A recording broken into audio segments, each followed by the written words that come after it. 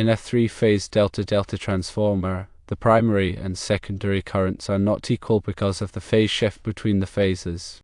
The 1.67 factor is used to account for this difference. It is known as the connection factor. The connection factor is calculated as the square root of 3, which is approximately 1.732. If you use the connection factor of 1.67, your calculation of the primary current is correct. The primary current, IP, can be calculated using the formula voltamps divided by the square root of 3 multiplied by the primary voltage, Vp, then multiplied by the connection factor. Let's apply this to a 2000 kVA transformer with an 11 kV primary voltage. IP equals 2000 kVA divided by the square root of 3 multiplied by 11 kV, then multiplied by 1.67. This simplifies to IP equals 2666.75 amps multiplied by 1.67, which gives a primary current of 4453.47 amps. The secondary current can be calculated using the formula voltamps divided by the square root of 3 multiplied by the secondary voltage, Vs, then divided by the connection factor.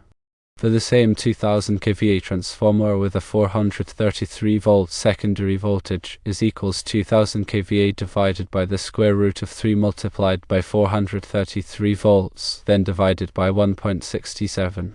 This results in a secondary current of 5248.64 amps. According to the National Electrical Code, the NEC, the primary protection devices can protect the secondary conductors if the primary current does not exceed the secondary conductor ampacity multiplied by the secondary to primary voltage ratio.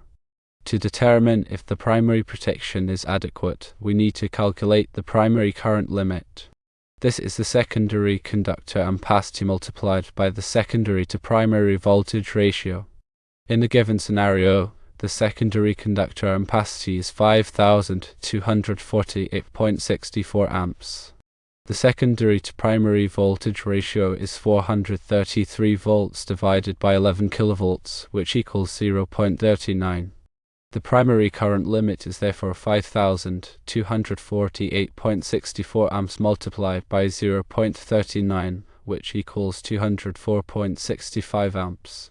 Since the calculated primary current of 4453.47 amps exceeds the primary current limit of 204.65 amps, the primary protection devices cannot provide adequate protection for the secondary conductors in this case.